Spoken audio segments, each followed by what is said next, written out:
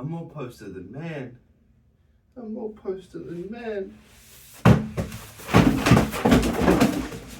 Jesus Christ. Welcome to More The Wall. We're going to just put up all the movies I saw in June. Okay, let's go. Fight Like a Girl.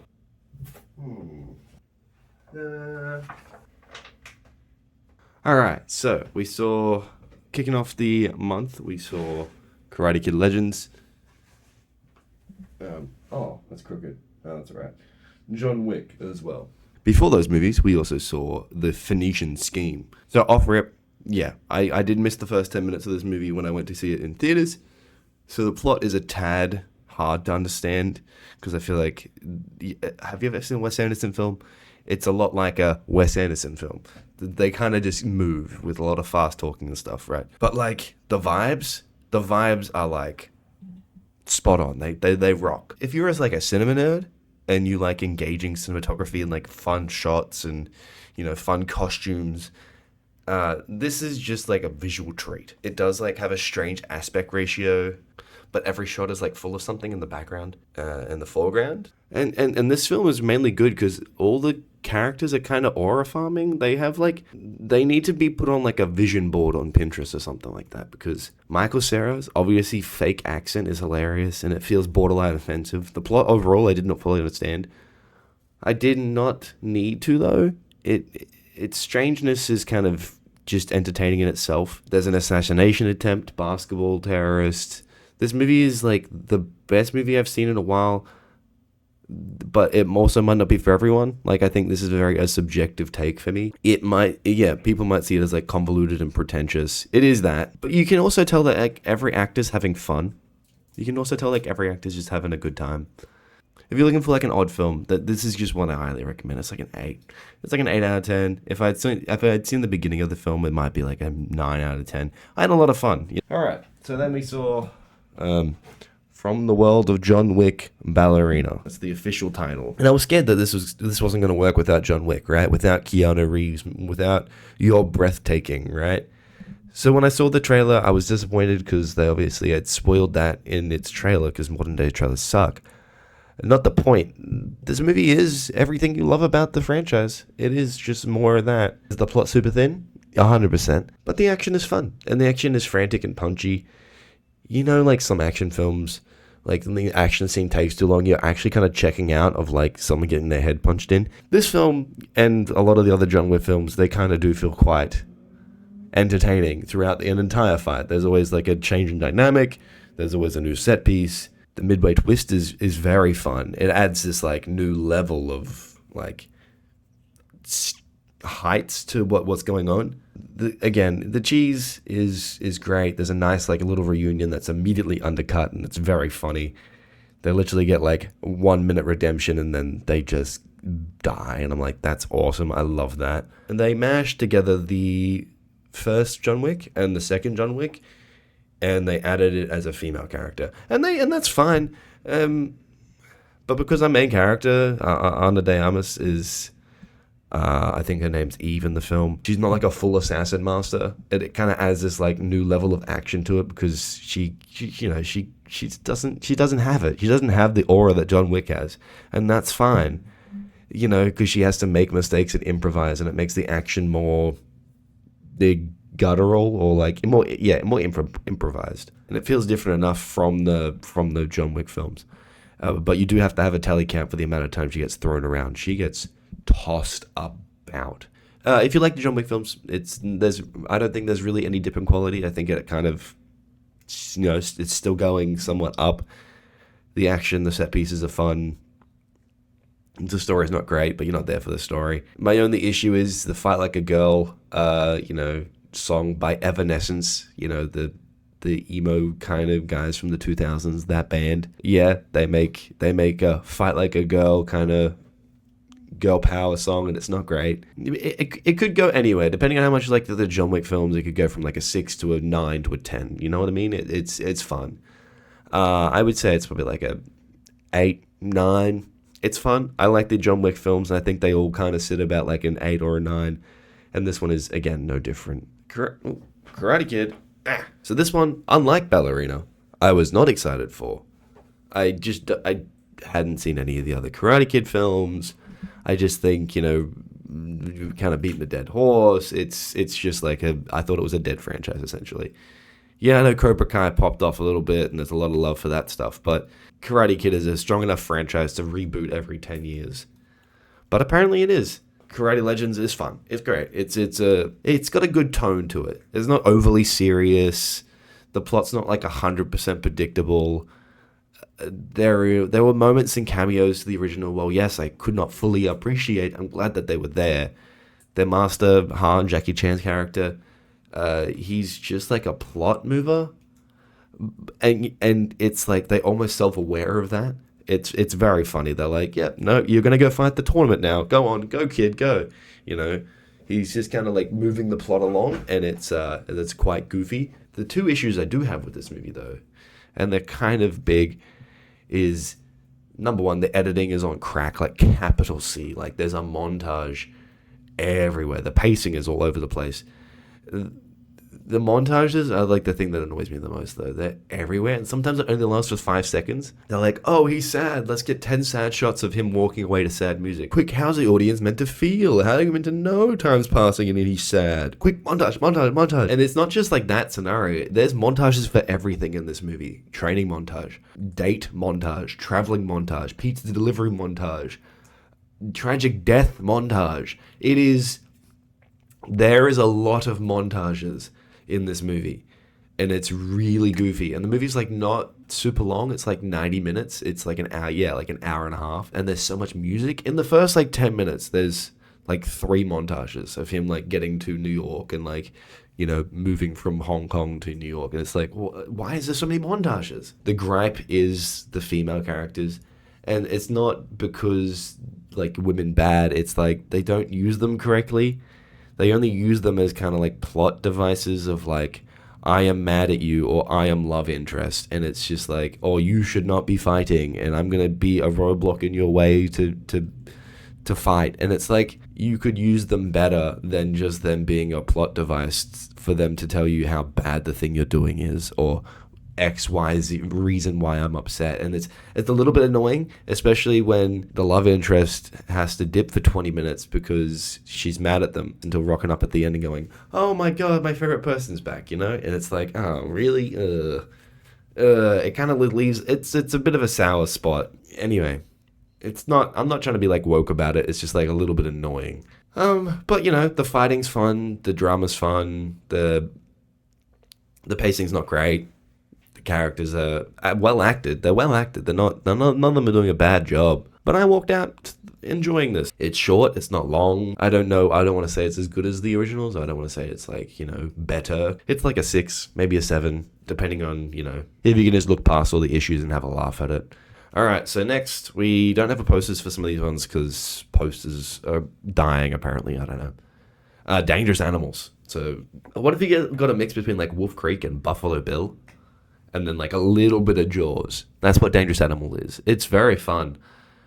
All in all, this movie is like tropey, like hardcore, like, slasher film tropey. It is self-aware.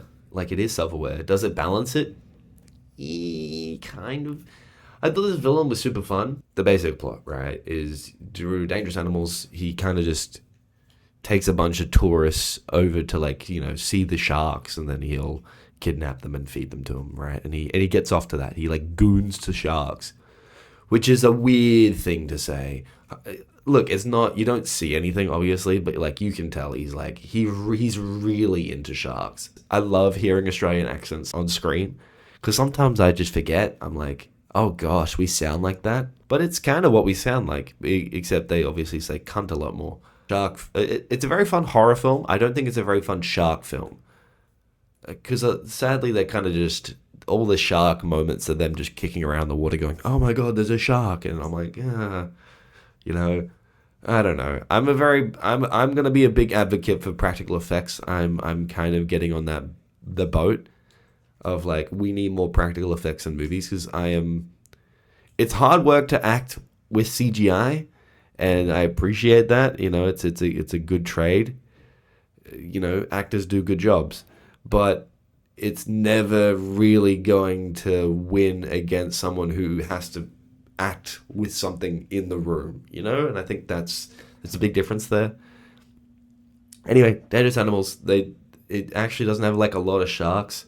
They kind of just kick around and they're thrashing and getting their bottom half ripped apart. It's like all slashers get, you can't get more than a 7 for a slasher, like even if you're the best slasher in the world. So on a slasher scale, it's like a 9. It's fun, it's entertaining, you know. But you know, on a all rounder scale, it's like a 7. I don't know. That's just me for slashers. It's a personal one, so you know, take it as you are. Okay, this one's gonna be a fucking long one. Zombieland. Not to be confused with 28 Years Later that came out this month. We'll get to that one. Holy fuck. What the fuck is this film? That's what I think about that film. No. Bollywood action comedy zombie romance film. Fun. Ticks all my kind of boxes, right? Like it felt like it was shot over a weekend, wrote the plot on a fly, used AI, like actual AI. Not even like, oh, we used AI to up-res some guy's digital voice. No. AI visuals, AI voices, right? It felt like I was watching a short, like a YouTube dumb little micro brain short. Like it was, and the fact is, it was pointless. They kind of just put it in there just to put it in there. It's like, you want a random backdrop of an Asian city? AI. You want an evil coronavirus that claims it was a Chinese conspiracy? This film is dumb. You got kids pissing and shitting themselves. The love interest is the worst. Like, she goes from hot to cold, and I'm like, dude, in a zombie apocalypse, just let it ride, you know? The audio peaking is bad. It's bad. It sounds like this the entire time, and I'm sorry to do that to you. Like, because Bollywoods have an intermission, because it's like almost like 2.5, 3 hours long. They have an intermission. We had to tell the usher to go upstairs and turn the peaking down, like to turn the audio down, because it gave us all a headache. Like the group I was with, it gave all of us a headache, and we were just like, this sucks. But we were somewhat entertained because it was dumb, right? The usher then had to proceed to he turned it down. Then he had to go up and turn it down a second time because the audio was still peaking, and I was like, this is crazy. I didn't like this movie. They had the goal to tease a sequel. They have. I can see why this film only played in 5 cinemas all around Australia total. With everything I said, I would say this film movie is a fun, bad, Neil Breen style, Tommy Wiseau, The Room, etc. film. It's dumb, it's incompetent, it's in a way that feels intentional on times, often skews towards laughing at the film than with it, for the most part. But like, I can't endorse something that uses AI so unapologetically. That's the key, the thing that really bothered me, right? Is the use of AI. And I don't care if it was relevant to your plot or not. Like, it doesn't matter. The fact that it was in there is the thing that annoys me. Like, yeah, it was made for a laugh. It was made for a goof. Fine. It's not crucial to the overall story. But the moment I saw it on screen, I got super mad and super annoyed. I was almost ready to get out of my seat and just leave. Like, it was one of those ones that just riled me up so bad. With AI getting scary and more advanced, like, we need to have something in place that says, hey, this movie uses AI. Because if this is like a trend, you know, if AI stuff is going up, you know, I don't want to see this happening in my theaters. Like, that's just, when I see a movie, I'm like, I don't want to see AI used to create anything that a person could do physically, you know, or digitally, you know. I didn't want to see Alexa make a fucking movie. I wanted to see people make a movie, you know. It's, regardless of the final product, again, remove the AI garbage and this movie's like fun, bad, stupid, kind of good, entertaining time, right? This is probably the worst film I've seen in cinema. Like, it just as an experience, just as an overall, how I felt about it, I was not happy. I was not, like, as soon as that AI came on screen, the rest of it, I was kind of vibing with. I was like, this is good, this is fun, this is entertaining. You know, even if it's an ironic way. But again, that AI hit the screen, and I just instantly, you somehow managed to 180 me, and I was totally on board with your film until then. And then you still have the goal to say Zombieland 2 in 2027. So Look, like and subscribe because I'll be probably in that cinema watching it because no one else will. Please. It's been a long month. This has been a long month. Okay, more posters.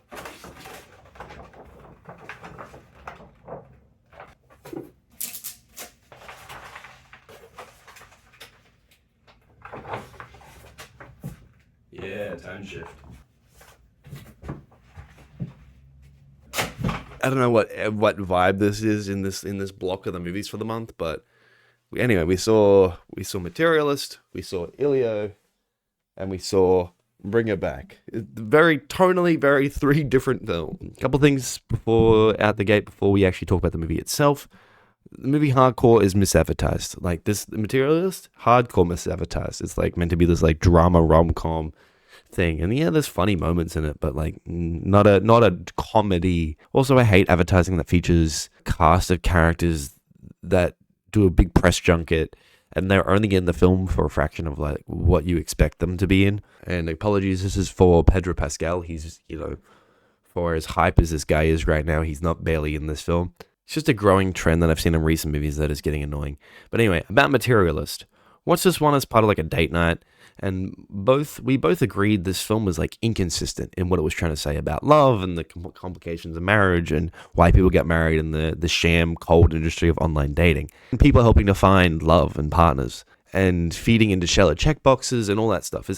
That's entertaining and poignant, and that stuff works, right? But our issue is with this film, it kind of doesn't have like a third option, right? So it's either everyone is messy and love is dead, or love is real and alive and you need to settle down and take what you can get. And if it had stuck to like either of these takes, I would have been okay with like what they was trying to do, But they couldn't officially have a stance on it or even find like a gray area where it's like, yeah, everything's complicated, life is just crazy, things just kind of happen. Right, it couldn't decide on what it wanted, and it felt like it's just like a plot thing because it kind of gets to the halfway mark and it kind of switches with a very intense moment and big trigger warning, which is a surprise for this movie about SA, and you're like, where did that come from? It felt very out of place for this movie. Again, the movie kind of like moves with it, and it doesn't like feel like it's changed genres or nothing, but it is just a little bit. I was like, where are we to where we started from? Which is also that whole plot felt like a side plot, which is a little bit. I'm also happy that the movie doesn't go on for like a full man bashing kind of thing, which is like kind of what I fear about some of these rom dramas. But it's not the case here. All characters are flawed. Dakota Johnson's like 60% selfish prick and 40% decent. And Pedro's just like a little guy. All these characters just kind of need friends, I think, is like the middle ground here. I don't know how I feel about this film, right? It's one of those ones where it's all about what you take away from it. I'm going to say this movie is like a 4 out of 10. But it can cause a bigger discussion about gray areas, and that's interesting, so maybe it's worth your time. I'm not sure. It's one of those ones you watch with like someone who's like on the same level as you, and it kind of opens up a interesting discussion about where things kind of sit and how you feel about, just modern day dating and stuff. And that's an interesting conversation to have. Anyway, yeah, that one's just whatever, right? And then we saw Elio. Yeah, and again, they messed the marketing up for this one too. Again, put the tinfoil hat on. I'm going to say it was intentional because Disney doesn't want to make new movies because it's too hard. Or they don't want to pay writers or whatever and use AI and outsource their shit. This one is no different. They didn't even have like a real marketing besides one trailer that is bad. So when people don't know that this movie is out, they won't see it, right? So if you don't have good marketing, good, advertising, whatever, they just won't see it, right? And then for the people who do see it, if your trailer is bad, you won't see it. So then you kind of like shot yourself in the foot here of trying to advertise a film, and they definitely fail. The reason why this trailer is bad, right? Let me just tell you about the trailer. It's like the 3.5-minute trailer you'll see before seeing another film in the theater, right? The trailer spoils the entire film in 3.5 minutes. Like you get a beginning, a middle, and an end in your film. to some extent. You know, obviously there's plots and stuff that happens throughout that you kind of you don't get in a 3.5 minute trailer for a, you know, hour 40 film.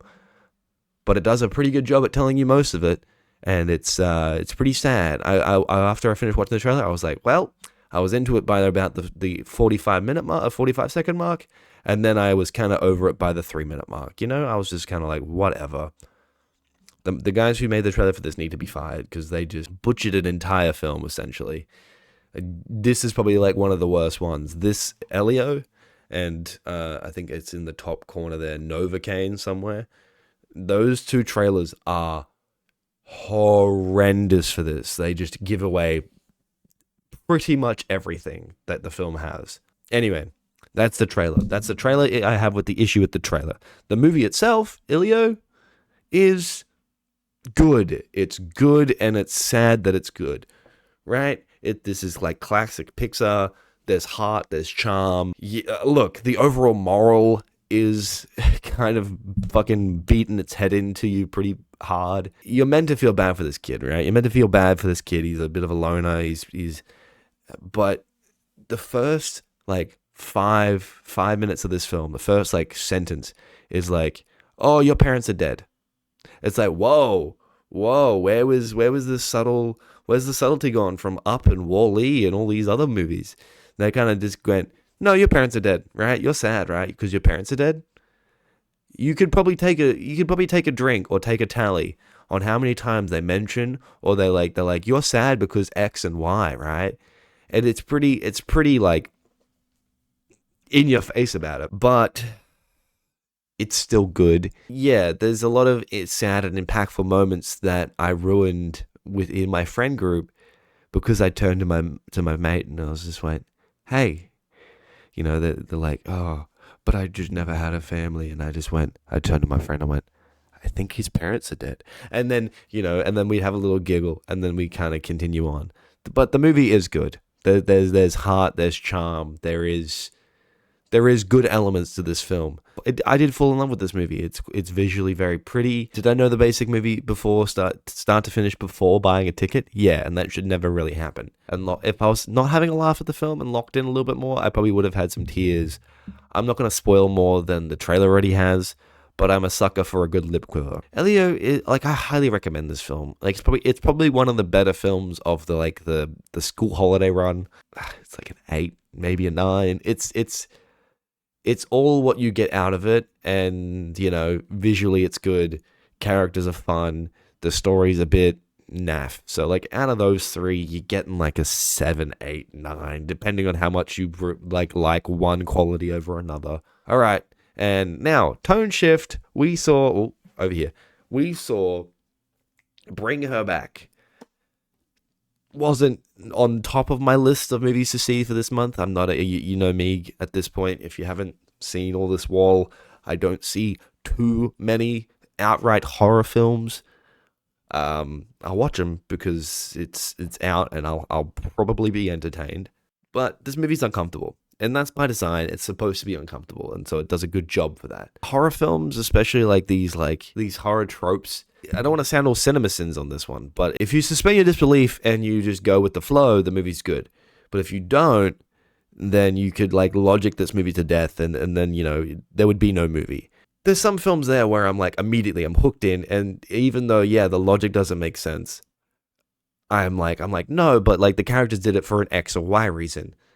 I couldn't get to that level with this film because it couldn't connect me in deep enough. So the bad guy of this film is just being extra for the sake of being extra.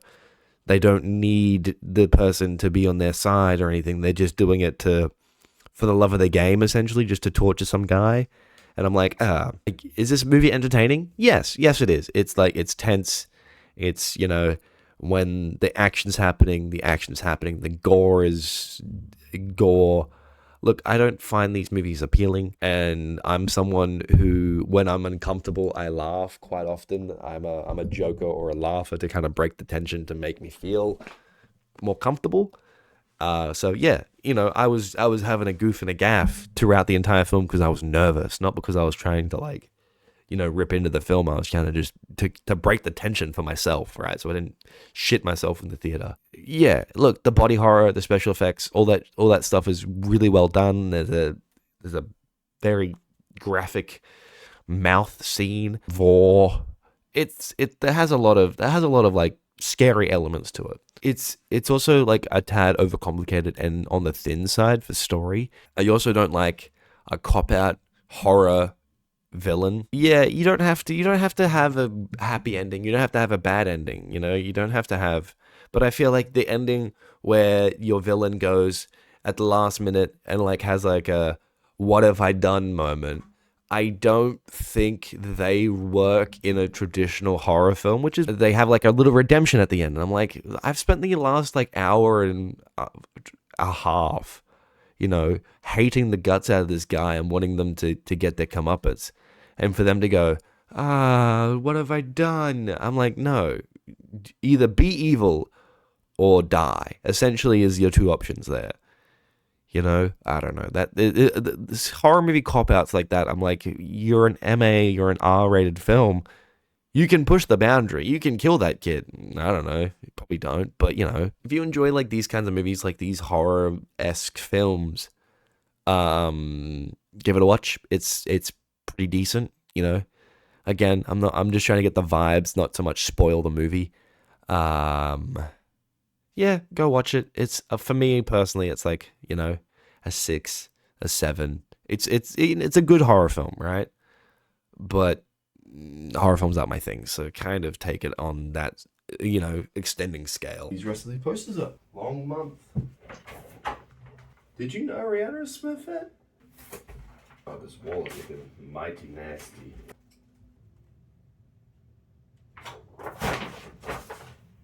Morgan, way over here. It's a shame you might not be able to see it. Oh no. Yeah, now we're talking. I'm wondering when this wall's gonna fall apart. Ugh. This is the last little run of movies that we saw for the month. We had How to Train Your Dragon, Smurfs, Megan 2, 28 Years Later, and F1. Let's start off with How to Train Your Dragon, right? Man, I was not excited for this movie. I'm not excited for any of these remakes, to be honest. I don't know if you guys saw like what I had to say about Lilo and Stitch last month. Not excited, right? I don't care that much. But this movie's good. Like, technically it's good. The performances are good. The visuals are good. The story is the exact same as the one from 2000. I got nothing new out of it besides 20 extra minutes of runtime, which makes the movie feel, surprise, 20 minutes longer than it should. In animation films, like animated films, you can make everything expressive, like over-exaggerate. You can sell a performance because it's animation, right? You can get away with that. People move in a way that's not normal. And then when that is your base for the actors to go off, all the acting feels over-exaggerated and slightly off, and that is my feeling towards this movie. The acting itself is good, don't get me wrong, but the live-action remake is an oxymoron as well. Like, that's the other thing that annoys me about this. We're gonna make everything live-action, but we're still gonna use animation. You can't just say live-action remake because there's actors in there and still use CGI. Half your movie is CGI dragons, which is what the first film was, but the whole thing was animated. And don't get me wrong, I'm not slagging off on the CGI, on CGI animators. The CGI in this movie is good. They do an amazing job here. The final fight is really well done. It's really well. They're wasting their time reskinning a whole package. This movie is more like a texture pack upgrade. And the only reason why this movie exists is because DVD is dead. I have a whole rabbit hole I could go down. The movie's like a 4 out of 10. The animated ones are better. But the story's solid, so that's why it's a 4. This just makes me... This trend is just annoying. It just makes me annoyed. Alright, next kids film. Hey guys, did you know Rihanna Smurfette? Did you know that Katy Perry was Smurfette? Did you know that in 2031, Sabrina Carpenter will be Smurfette? I'm calling that now. It's a trend, if you're getting pop stars in, give it to Sabrina Carpenter. She can be Smurfette. If I'm right, DreamWorks, you need to send me a car. New or old, it doesn't matter. Ball's in your court. Smurfs 2025 could have been a shout-out nothing film. Just visual nonsense, Cocomelon for kids, whatever. And I wouldn't have been surprised. Or even like a retread of the live action films with Neil Patrick Harris, like the ones from like the mid 2000s, like 2010. And that would have also been fine. But this movie has like a pretty simple like stop the bad guy and get the MacGuffin story. But that works well for this movie. Like, and the movie moves quick. Like, it's not, it's only like an hour and a half long, but the movie moves fast. I don't think there was ever a point, well, I mean, besides the end of the second act, it kind of like just power of friendship, power of friendship, power of friendship. And you're like, yeah, okay, power of friendship, sure. Or find your self-worth, or whatever the moral of the story is. I can't remember right now. But the movie's good. Like, the movie's solid. It's made by the guy who made the Lego movies, Chris Miller, and it shows. This isn't as good as Lego movie. Don't get me wrong. I have no spoilers. If you take your kids to see it, there'll be some visual treats and some like gags and stuff that just are fun, entertaining. And I was laughing more with the movie than I was at the movie, which is a good sign. I was still laughing at the movie because the plot absolutely makes no sense, but I'm just being a wanker if I'm looking for the plot in Smurfs, Yeah, I mean, look, issue is your story's like whatever, kind of just happens, and you're like, yep, I guess we're in Australia now, yep, I guess we're in Paris now, and then you're like, yep, I guess the movie's over now, and you're like, okay. Surprise, spoilers, sorry, James Gordon is one of the Smurfs. He's like the main Smurf of the film, so that sucks. This movie's actually probably the most middle of the road kids film. It's not, but maybe it's slightly higher. I don't think I'm going to rewatch it anytime soon, but I'd say it's like a 5 out of 10. Elio is a better film. Go watch Elio if you are taking kids to go see stuff over the school holidays here. But yeah, this one's not awful. Again, it's easier for like, so you're not going to be crying or anything, but it's going to be like, yeah, it's just a fun time. All right, scooting across. Tone shift. I don't know if you can see it down there, but we got Brad Pitt's F1. Well, no, yeah, Brad Pitt's in it. I Am Speed. This film is like the most racist film I've ever seen in theater. By that I mean people are racing. I've come to like think about this, right? I've watched a couple of like videos and I've thought about this as just a concept. This is a theater film. Watch in a movie theater or a really, really nice, like I'm talking like you're a rich person home theater. F1. This is not the kind of movie that you'd watch in like on your TV at home or just put it on from Netflix or something like that. This film is not that, and you won't enjoy it as much because of that. There's something like all these movies here you can probably get away with, besides maybe like Dune or a couple of those other like big budget films. If you watch them at home, you'd probably get a very similar experience. Not F1 though. F1 is fun. F1 is fun in the theater, but I could tell because this movie's like 2.5 hours long. I could tell, like, if I put this on at home, I would be checking out. Because, you lock in differently when you're in a theater. I didn't watch this in, like, a 40X or, like, one of those, like, big ones where the whole cinema shakes and it's essentially a theme park ride. I just watch it in, like, a bigger, louder, cinema. I could really feel, like, the sounds and the intensity. And I could find myself tensed up and swept in the thrills of the race. I noticed that I was grabbing the inside of my shirt when there was, like, tense moments on screen. And I was interested. Do I know much about Formula One? No, I don't. I'm wearing a Smurf shirt. I feel like a lot of people who actually are Formula One fans didn't like this film. That's kind of like the consensus I got from all my friends who are Formula One fans. That movie wasn't it because it's not accurate or whatever. I'm like, dude, it's a movie. Like, chill out. But what I do know about the like F1 now that I've seen the movie about F1, is you change tires a lot. That's about all I really got from the film. But I like the story in this movie, which is a surprise because I thought it was just going to be kind of stock standard, them versus the rival kind of guy, like underdog story. And that is an underdog story, don't get me wrong. But like it's more of a rivalry within the team. Even that's like a bit more of an interesting story to explore. I don't know. Again, the film's not short. It's like 2.5 hours long, so you end up feeling it. But again, for all the reasons I talked about before, this movie's like an 8 out of 10 in a cinema, and it probably loses like 2 points if you were to watch it at home. The movie's not bad. The moment you tune out of a film like this, you're like, yeah, okay, I'll watch whatever else is on Netflix. It's good, but you just gotta kind of, I would suggest go see it in the cinema. That's my take on that one. Okay, here we go. Fucking hell. I don't really want to talk about this one, but Megan 2. Megan, Mithrigan, Meg, Morgan, help.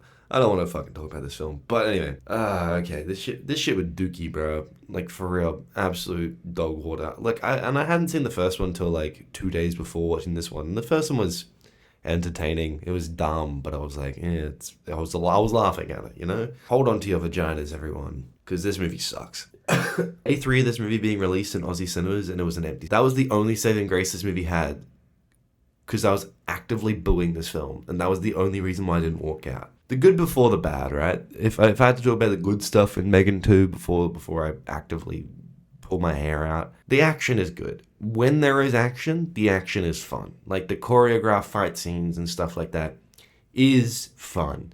It's not... It's well shot. It's very, like... I don't want to say experimental, but it's very just... engaging, right? It's a very engaging action. It's not, the best I've ever seen, but it's better than you'd think it would be when the entire rest of your movie is absolute fucking garbage. This movie feels like a bargain bin, like straight to DVD, like schlop. It feels like schlop. This movie's like 2 hours long. It's a 2 hour long plot, like movie, and that's super unnecessary. Do you want to bother to listen to 2 hours of people just talking to each other about the same thing over and over again? And all the acting, and this is a directing fault because all the acting is awful, but they all suck. The kid especially, and that's not against the kid because everyone sucks, so I'm gonna withhold big judgment. They all have so much dialogue to get through, and it's just they just word vomit sentences on sentences of exposition and forced drama. I'm just why are we here to keep suffering? You ever see that news article about the Amazon warehouses, the Amazon shops that were completely autonomous with AI and stuff like that, right? The ones where it was you can enter in, put your stuff in the shopping cart and then leave, and it'll automatically deduct it from your bank account. And then you found out that it was just 1,000 Indian men working overseas for scraps. Yeah, that's the plot of this movie, and that's awesome. That's a very fun part of this movie is that's your plot, and I think that's great. You have to dial the camp all the way over here. You're still taking yourself way too seriously, thinking you guys actually made a movie. You guys made something for us to shit on, and that's fun. But not this one. The first one is actually, in my opinion, way better. Okay, Megan, delete System 32. Megan, unrelease the movie. Megan, release the flat logs of Epstein's Island. You never fail to disappoint, Blumhouse. You never do. This movie's a 2 out of 10, maybe even a -1. It's pretty hard to get through. I was hardcore crashing out. Now, an actual good film. 28 years later. Did I have much hope for this movie? Actually, no, I didn't. I didn't have much hope at all. I watched the first 28 Days Later with Killian Penis in there. And, yeah, that movie sucked. I did not. I can appreciate it. It was, of its time, whatever. But, the movie itself, 28 Days Later, nah, that movie was doo-doo. I don't know. Maybe it's because of the setting I watched it in, sure, but I can't give it any, points for being my favorite film in 2025. If I watched it back then, maybe I would have, but it just doesn't hold up the way this one will, because this one actually rocks. I'm impressed. The story is solid. It's deep and it's personal. The world is thick with story and history that they don't need to explain to you because it's just there. The fact that they're not fully explaining everything and everything else is because they don't need to. And that, because you don't need to, it actually builds the world up more. And that's very fun, because sometimes they're just this is what's over here, and this is what's over there, and, over-explaining it, yeah, adds to your world, but sometimes by not doing that, you're actually explaining to it more. The acting is on point, hands down. The kid actor in this movie is probably one of the better kid actors I've seen in a film in a very long time. Sorry, Megan 2. I can't tell if I love the action or not. I don't hate the action, and the action is fun, but it does still have that 2000s double take action where bah, bah, it kind of it'll play like the same action piece twice. And it's not bad. It's not bad. It's just like a little bit of the time 2000s. And it doesn't happen often. At times it feels like a grindhouse film. The levels of violence here is quite crazy for only an MA movie. You see zombie schlong, you see a couple other quite confronting things, and you're like, whoa, I wasn't expecting to see some of the stuff that I see. I'm not going to spoil it because that is a pretty big spoiler there. Yeah, for an MA-15, I was like, wow, you're really skating on that line, because that zombie was packing. But it wasn't in like a shock factory way. You know, it wasn't like oh, you're just doing this to make me wince and whatever. No, again, it all felt intentional. I know this movie's been out for a little while, and I've heard a lot of people saying that the ending is quite dumb, and I probably agree with them, but I think it's dumb in a way that is enticing for the sequel that comes out next at the start of the year. I don't know. This movie's good. I really liked it. I am a sucker for Aaron Taylor Johnson as well. He's in some interesting films, and I love his filmography, for going from fucking Craven to Nosferatu to this. And I think he's just kind of doing whatever, and I love that for him. So this movie's like, honestly, the more I sit with it, the more I actually really enjoyed it for a zombie film. And like, I don't particularly love them as a genre, but it's like a 9 out of 10. Like, it is very, very fun. Visually, it's very pretty. You know, the story's great. Better than the early sequels. This has been The Wall. I want to say thank you so much. I do appreciate you. This has been a big month for movies, so let me know if you saw any of these movies yourself and what you thought of them, because I like having this discussion. I respect other people's opinions, because I know mine aren't. Amazing. Get ready for next month. I've already seen Jurassic Park, the new one, and it's mid. Sorry, spoilers. I'm excited for Superman. I'm excited for Fantastic Four. I hope there's more movies than just the blockbusters this month, but we shall see. So like, subscribe, do the thing. I do these. I might do a 6-month review of all the movies I've seen this year, and then give you like my top 5 best and worst in a couple of weeks. So get excited for that. Yeah, you know, I do videos Wednesday and Friday as well. So Monday, Wednesday, Friday. And I also do some streams as well. So get excited for those guys. And hopefully I'll see you next time in The Wall. All right.